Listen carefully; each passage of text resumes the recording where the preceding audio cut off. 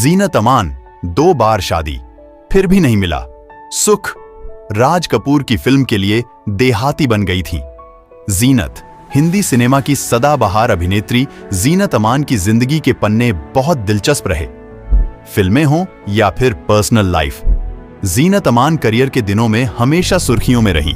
Modelling से acting और फिर 2 टूटी शादियों तक जीनत अमान की जिंदगी के कुछ ऐसी अनकही बातें हैं जो शायद ही आप नहीं जानते हों।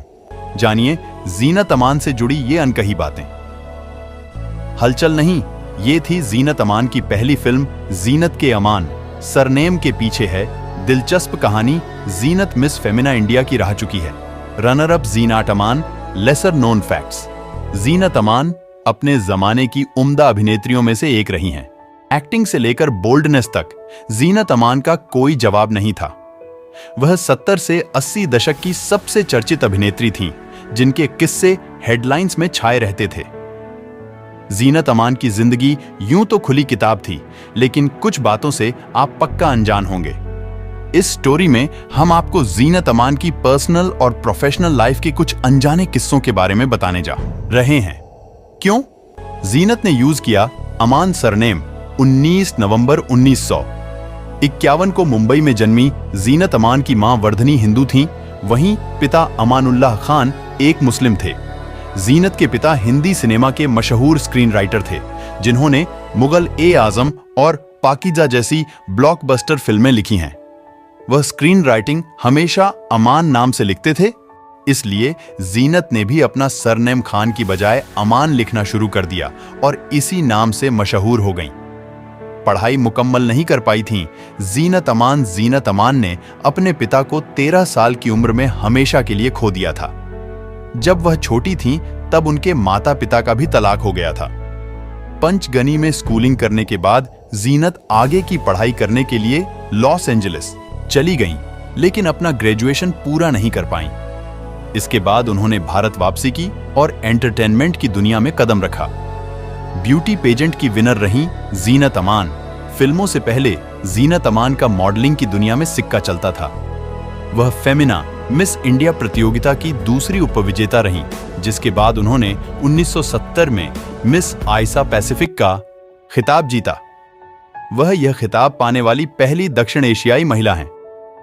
हलचल 1971 से जीनत ने बॉलीवुड में करियर शुरू किया और छोटा सा रोल प्ले किया।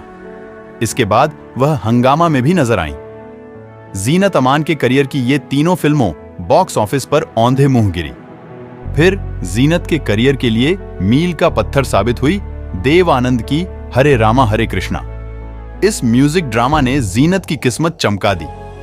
वह हिंदी सिनेमा की टॉप एक्ट्रेसेस में गिनी जाने लगी। 70 और 80 के दशक में जीनत सबसे ज्यादा कमाई करने वाली अभिनेत्रियों में से एक थी।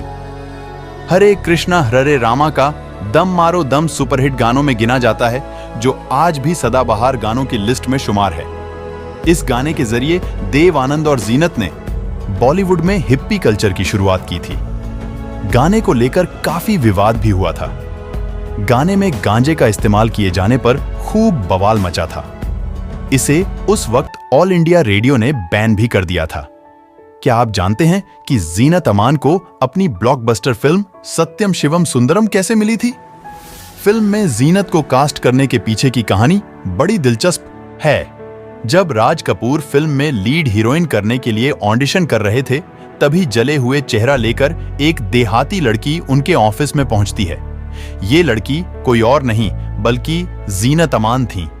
जीनत की इस स्प्रिट को देख राज कपूर ने उन्हें तुरंत फाइनल कर दिया था। आपको मालूम हो कि फिल्म में जीनत ने इसी तरह का किरदार निभाया था। एक्स हस्बैंड ने की थी जीनत। अमान का फिल्मी करियर भले ही हिट रहा, लेकिन उन्हें सच्चा प्यार नसीब नहीं हुआ। 1978 में जीनत अमान ने अब्दुल्लाह के निर्देशक संजय खान से शादी कर ली थी, जो पहले से ही जरीन कतरक के साथ शादीशुदा थे। खैर, जीनत और संजय दोनों का रिश्ता बुरे नोट पर खत्म हुआ। संजय जीनत के साथ मारपीट करते थे। एक बार मुंबई के एक होटल में अपनी पत्नी जरीन के साथ पार्टी कर रहे संजय खान ने जीनत को बहुत बुरी तरह पीटा था। इसकी वजह से जीनत की आंखों पर चोट लग गई थी, जिसकी वजह से उन्हें पीटोसिस हो गया था। इसी साल अभिनेत्री ने अपने आंख का इलाज कराया है। दूसरी शादी से भी जीनत को नहीं मिला सुख। संजय खान के साथ शादी टूटने के बाद जीनत अमान को दोबारा इश्क हुआ। वह बॉलीवुड एक्टर मजहर खान से इश्क कर बैठी थीं और 1985 में उनसे शादी कर ली थी, मगर ये रिश्ता भी कुछ ठीक नहीं चला।